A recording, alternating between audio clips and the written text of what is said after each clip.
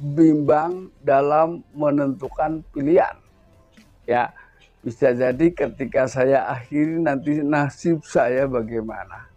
Lalu kalau saya lanjutkan nasib saya bagaimana? Nah, di dalam kebimbangan-kebimbangan. Selamat menyaksikan dan dukung terus channel Kang Kumis. Semoga bermanfaat.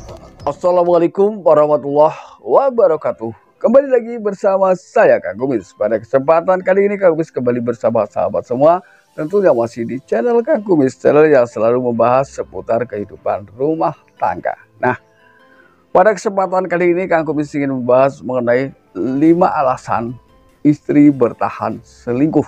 Nah, ini tentunya adalah hal yang memang kurang menyenangkan ketika memang itu terjadi pada rumah tangga seseorang, ya.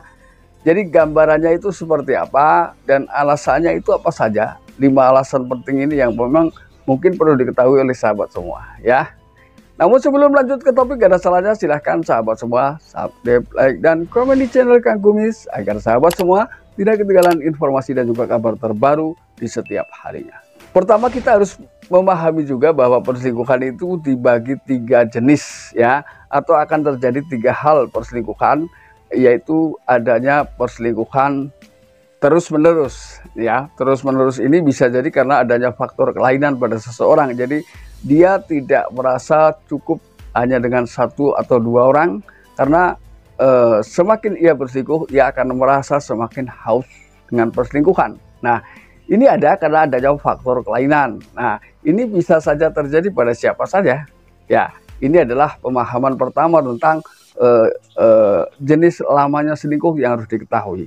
Lalu kemudian yang kedua adalah perselingkuhan sesaat. Perselingkuhan sesaat ini biasanya adalah perselingkuhan yang memang awalnya tidak ada niatan untuk selingkuh. Nah, bisa jadi karena kondisional, karena memang ia ketemu seseorang dalam waktu yang sangat pendek, lalu kemudian ia bicara-bicara nyambung dan merasa bahwa apa yang ia sampaikan merasa dirinya itu sedang di posisi yang sama atau senasib. Ini biasanya mudah untuk melakukan perselingkuhan karena merasa senasib, ya, senasib sepenanggungan dengan apa yang sedang dirasakan oleh 2 orang ini. Ini bisa juga menimbulkan cinta sesaat, ya, atau bisa juga cinta satu malam misalnya. Ini bisa saja terjadi walaupun itu kenal dalam tempo yang sangat singkat.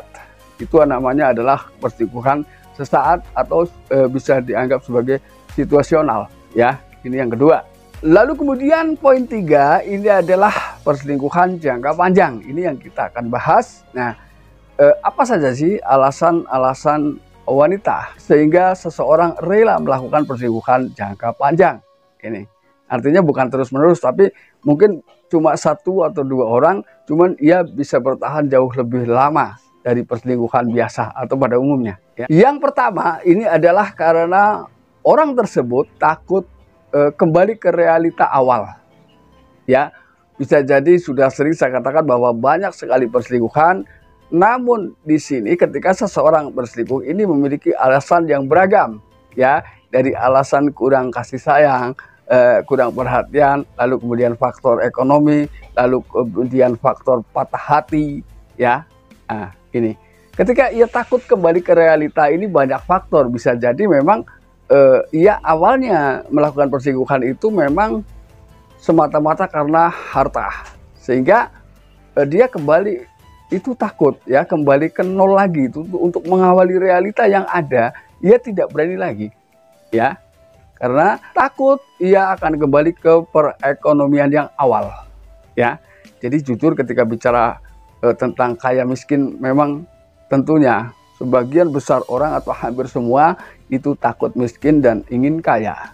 Nah, ini bagi yang sudah kaya pun masih takut miskin, ya. Jadi kalau yang sudah biasa miskin sebetulnya nggak perlu takut, karena miskin itu sebetulnya tidak ada masalah, ya. Yang penting kita berjuang bagaimana untuk kaya. Ini yang penting. Lalu alasan yang kedua ini memang ada, yaitu ketika seseorang beranggapan bahwa dengan berselingkuh ia merasa hidupnya jauh lebih senang. Nah, ini. Nah, ketika bicara kesenangan saja, ini berarti biasanya seseorang ini rela mengeluarkan kocek, melakukan apa saja demi menciptakan kesenangan bersama selingkuhannya, ya. Ketika ia sudah merasa senang, ya berarti dia sudah mendapatkan apa yang ia inginkan. Maka dengan alasan itu juga biasanya ia sulit untuk mengakhiri perselingkuhannya, karena selingkuh sudah dianggap sesuatu yang menyenangkan. Ini yang kedua. Yang ketiga, justru ini seseorang beralasan ia akan merasa semakin bersalah ketika ia harus mengakhiri hubungan dengan selingkuhannya. Bisa jadi memang orang tersebut sudah berhutang budi, baik budi secara materi maupun budi secara pengertian. Ya, dia sudah memberikan materi yang cukup, lalu kemudian pengertian yang cukup, sehingga ia takut pula untuk mengakhiri hubungan perselingkuhannya dengan seseorang. Ia merasa bahwa salah banget saya kalau sampai ninggalin dia. Ini.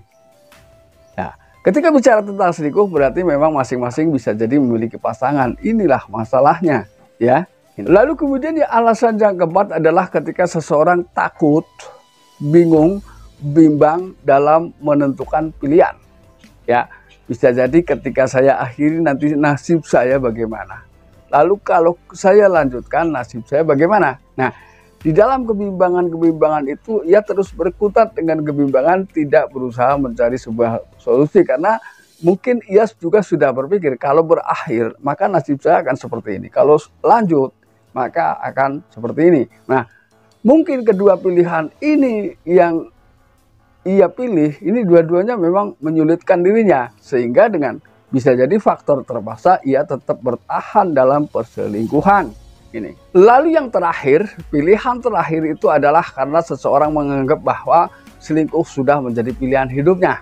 Ya, jadi biasanya ketika orang sudah berpikir seperti ini, ia tidak takut untuk ketahuan selingkuh.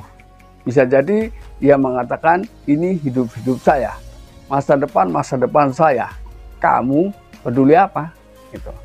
Nah, ketika sudah seperti ini maka secara otomatis perselingkuhan itu sulit atau bahkan tidak akan berakhir, ya, karena dia sudah meyakini bahwa selingkuh ini adalah sebuah keputusan, selingkuh ini adalah sebuah pilihan. Nah ini, namun apapun itu saya yakin sahabat semua tidak mengalami hal seperti itu ya. Saya yakin sahabat semua dalam keadaan yang harmonis dan baik-baik selalu bersama pasangan ya, bersama keluarga di rumah. Dan mudah-mudahan apa yang sudah Kang Kumis gambarkan ya bisa bermanfaat buat semua dan bisa diambil hikmah dari bagaimana kita menjalani kehidupan rumah tangga yang sedang kita jalani. Nah, mudah-mudahan bermanfaat dan akhir kata, salam harmonis bersama Kang Kumis. Wabillahi taufiq wal hidayah. Assalamualaikum warahmatullahi wabarakatuh.